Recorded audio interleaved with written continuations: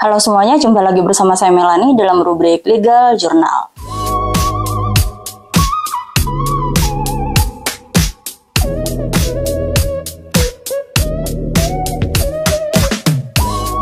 Kali ini saya akan menjawab pertanyaan tentang bagaimana caranya membuktikan gugatan yang tidak mendasar dari penggugat saat tahap pembuktian.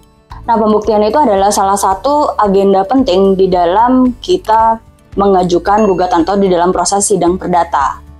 Kenapa itu penting? Karena itu menjadi kewajiban bagi para pihak, baik penggugat dan tergugat, untuk kemudian membuktikan dan meyakinkan majelis hakim bahwa apa yang memang sedang mereka perjuangkan itu adalah sesuatu yang benar. Atau apa yang mereka minta kepada hakim itu adalah sesuatu yang benar sehingga bisa dimenangkan atau dikabulkan oleh hakim atas permintaan-permintaan yang mereka sudah cantumkan dalam gugatan. Nah, sebelum kita masuk di dalam agenda pembuktian, biasanya di dalam gugatan itu ada beberapa proses persidangan. Yang pertama itu adalah pada saat kita pertama kali sidang, kita akan diminta untuk melakukan mediasi atau dalam hal ini upaya damai yang diusahakan oleh pengadilan, dalam hal ini mediator, untuk mendamaikan para pihak. Kalau memang itu tidak terjadi, baru kemudian masuk kepada sidang berikutnya, yaitu sidang jawab-menjawab. Di dalam sidang jawab-menjawab, atau sebenarnya jauh sebelum mediasi ini dilakukan, kita biasanya sudah menerima surat gugatan. Nah, di dalam surat gugatan itu ada beberapa bagian. Di awal dari surat itu, dia menceritakan tentang kronologi masalah, atau kalau dalam istilah hukum kita sebut dengan posita. Di dalam gugatan tersebut, dia akan menuliskan kronologi masalah apa yang memang sedang terjadi antara penggugat dan juga tergugat. Di dalam kronologi itu akan ada banyak hal yang dia sebutkan, penggugat ini sebutkan. Biasanya ada perjanjian yang dibuat oleh para pihak, kemudian ada kewajiban yang kemudian sudah dilakukan oleh si tergugat kepada penggugat, ataupun ada kewajiban yang dilakukan oleh si penggugat kepada si tergugat. Nah, kemudian dia akan menjelaskan bahwa ada hal lain atau ada hak-hak yang belum atau ada kewajiban yang belum dipenuhi oleh si tergugat kepada si penggugat, sehingga hal itulah yang kemudian menjadi dasar si penggugat ini mengajukan gugatan perdata. Nah, setelah sidang gugatan ini dibacakan atau agenda gugatan ini dibacakan, kemudian diberikan kesempatan kepada tergugat untuk menanggapi surat gugatan tersebut, atau yang kita sebut dengan jawaban. Jadi akan ada 2 kali kesempatan bagi penggugat dan juga tergugat untuk saling menanggapi. Yang pertama adalah surat gugatan yang dibuat oleh penggugat. Apabila ada perubahan, maka dia bisa mengubahnya tanpa harus mengubah permintaan atau petitum yang dimintakan kepada hakim. Tetapi positanya ada yang kurang dan dia harus tambahkan, atau ada yang harus diubah di dalam kronologi itu, dia bisa untuk melakukan perubahan pada saat sidang pembacaan gugatan itu dilakukan. Kemudian nanti tergugat akan menjawab. Jadi ada yang namanya agenda jawaban. Itu adalah tanggapan dari si tergugat kepada si penggugat. Nantinya si penggugat ini akan mengajukan replik. Artinya dia menanggapi jawaban yang diberikan oleh si tergugat. Dan tergugat bisa kemudian mengcounter kembali atau menegaskan kembali pernyataan yang dibuat di dalam jawaban ini pada saat persidangan agenda duplik.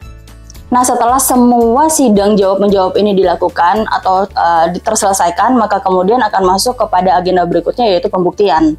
Nah, pembuktian itu berdasarkan Undang-Undang Pidana dan juga Undang-Undang Perdata itu dibagi atas 5 macam pembuktian.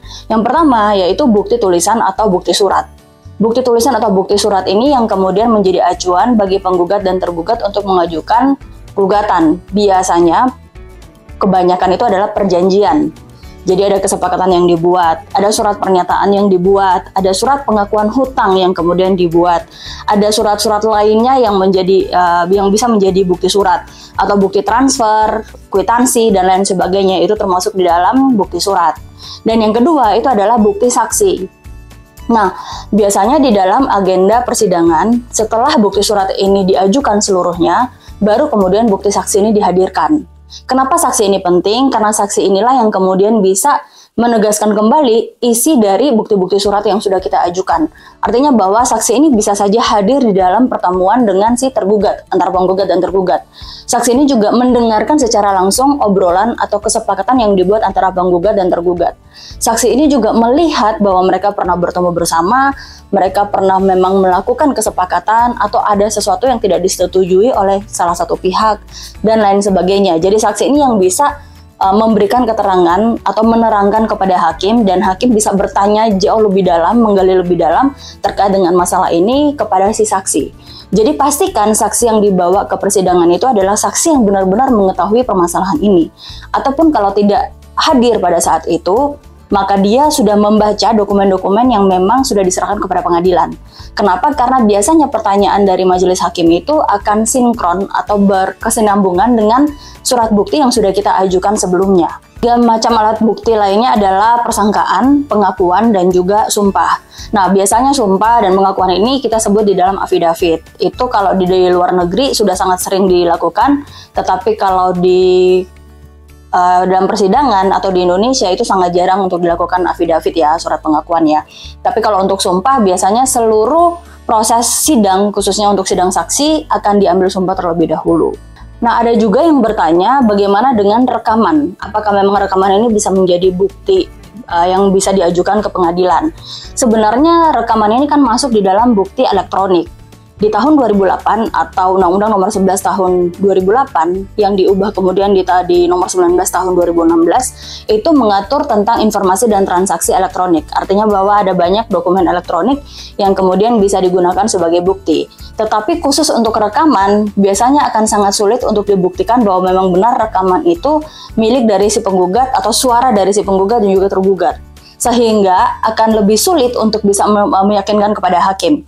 Biasanya kalaupun memang ada rekaman suara, maka itu harus diyakinkan hakimnya ini dengan membawa saksi yang mengerti tentang suara. Jadi saksi yang ahli di dalam, saksi ahli ya biasanya ya, jadi saksi ahli yang kemudian mengerti di dalam menganalisa suara rekaman tersebut, dan itu biasanya biayanya tidak murah. Jadi itu kasus khusus yang biasanya dilakukan atau biasanya dipakai di dalam kasus-kasus tertentu, contohnya kasus korupsi.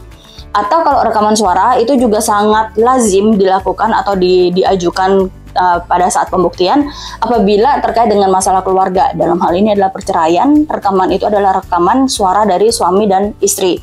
Sehingga sangat mudah untuk dikenali atau sangat mudah untuk meyakinkan hakim di persidangan nantinya.